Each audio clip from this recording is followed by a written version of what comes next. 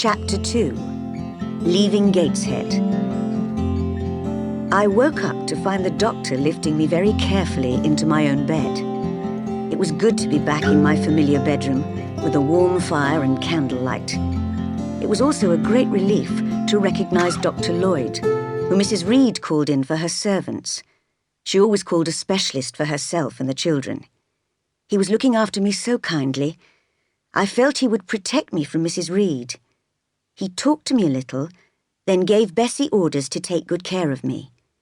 When he left, I felt very lonely again. But I was surprised to find that Bessie did not scold me at all. In fact, she was so kind to me that I became brave enough to ask a question. "Bessie, what's happened? Am I ill?" "Yes, you became ill in the Red Room, but you'll get better. Don't worry, Miss Jane," she answered. Then she went next door to fetch another servant. I could hear her whispers. "Sarah, come in here and sleep with me and that poor child tonight. I daren't stay alone with her. She might die. She was so ill last night. Do you think she saw a ghost? Mrs. Reed was too hard on her, I think."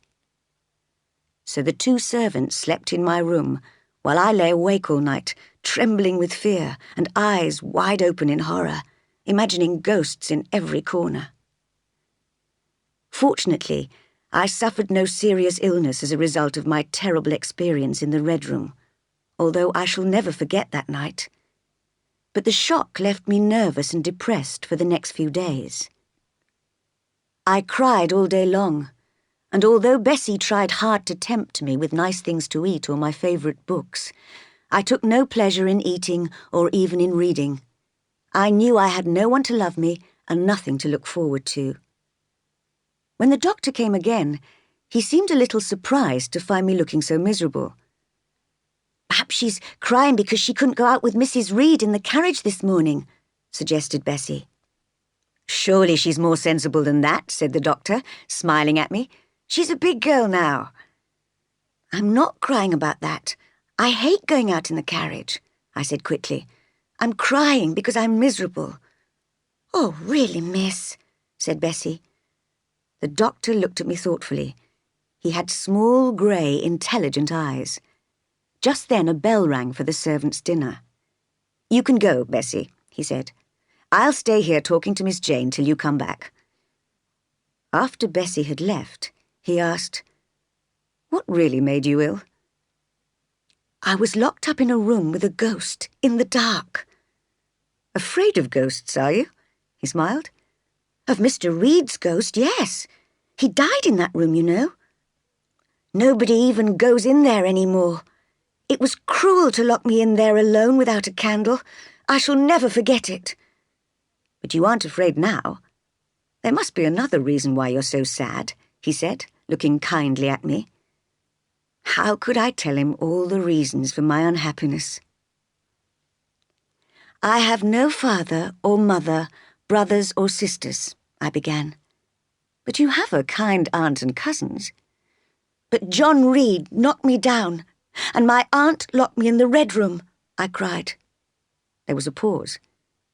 "Don't you like living at Gateshead in such a beautiful house?" he asked. "I would be glad to leave it, but I have nowhere else to go." "You have no relations apart from Mrs. Reed?" "I think I may have some who are very poor, but I know nothing about them," I answered. "Would you like to go to school?" he asked finally. I thought for a moment. I knew very little about school, but at least it would be a change, the start of a new life. "Yes, I would like to go," I replied in the end. Well, well," said the doctor to himself as he got up. "We'll see. The child is delicate. She ought to have a change of air." I heard later from the servants that he had spoken to Mrs. Reed about me, and that she had agreed immediately to send me to school. Abbott said Mrs. Reed would be glad to get rid of me. In this conversation, I also learned for the first time that my father had been a poor vicar. When he married my mother, Miss Jane Reed of Gateshead, the Reed family was so angry that they disinherited her. I also heard that my parents both died of an illness only a year after their wedding. But days and weeks passed, and Mrs. Reed still said nothing about sending me to school. One day, as she was scolding me, I suddenly threw a question at her. The words just came out without my planning to say them. "What would Uncle Reed say to you if he were alive?" I asked. "What?" cried Mrs. Reed, her cold grey eyes full of fear, staring at me as if I were a ghost. I had to continue. "My Uncle Reed is now in heaven and can see all you think and do, and so can my parents. They know how you hate me and are cruel to me." Mrs. Reed smacked my face and left me without a word. I was scolded for an hour by Bessie as the most ungrateful child in the world, and indeed, with so much hate in my heart, I did feel wicked. Christmas passed by, with no presents or new clothes for me. Every evening I watched Eliza and Georgiana putting on their new dresses and going out to parties. Sometimes Bessie would come up to me in my lonely bedroom, bringing a piece of cake. Sometimes she would tell me a story, and sometimes she would kiss me good night. When she was kind to me, I thought she was the best person in the world, but she did not always have time for me. On the morning of the 15th of January, Bessie rushed up to my room to tell me a visitor wanted to see me. Who could it be? I knew Mrs. Reed would be there too, and I was frightened of seeing her again. When I nervously entered the breakfast room, I looked up at a black column. At least that is what he looked like to me. He was a tall, thin man dressed all in black, with a cold, stony face at the top of the column. "This is the little girl I wrote you about," said Mrs. Reed to the stony stranger. "Well, Jane Eyre," said the stranger heavily, "and are you a good child?" It was impossible to say yes, with Mrs. Reed sitting there, so I was silent. "Perhaps the less said about that, the better, Mr. Brocklehurst," said Mrs. Reed, shaking her head. "I'm sorry to hear it," he answered. "Come here, Jane Eyre, and answer my questions. Where do the wicked go after death?" "They go to hell," I answered. "And what must you do to avoid going there?" he asked. I thought for a moment, but could not find the right answer. "I must keep in good health and not die," I replied. "Wrong. Children younger than you die all the time.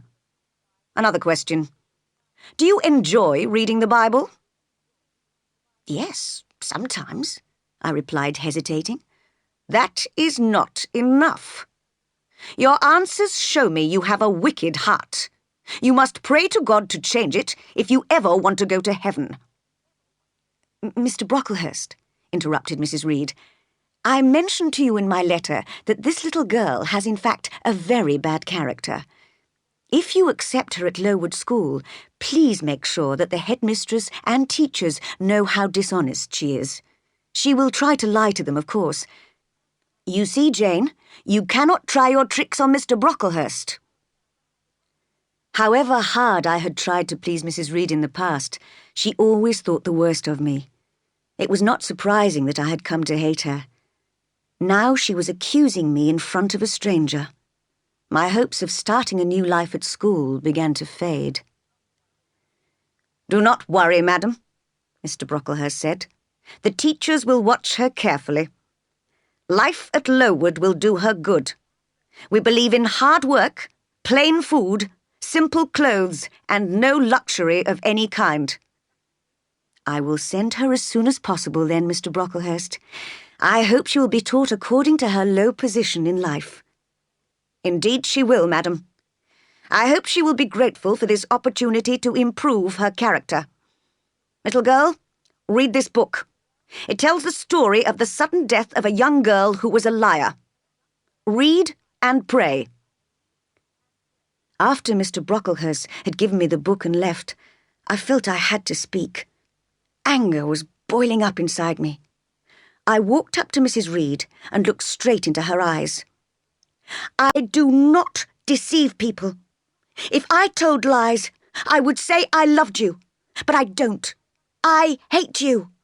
I will never call you aunt again as long as I live. If anyone asks how you treated me, I will tell them the truth, that you are very cruel to me. People think you're a good woman, but you are lying to them. Even before I'd finished, I began to experience a great feeling of freedom and relief. At last, I had said what I felt. Mrs. Reed looked frightened and unhappy. Jane, I want to be your friend. You don't know what you're saying. You are too excited. Go to your room and lie down. I won't lie down. I'm quite calm. Send me to school soon, Mrs. Reed. I hate living here. I will indeed send her soon, murmured Mrs. Reed to herself.